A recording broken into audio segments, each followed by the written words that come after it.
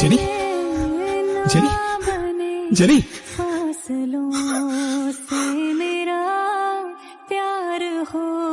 হ্যাঁ বলো। কোথায় আছো তুমি? এই তো বাজার করে বাসায় যাচ্ছি। কেন?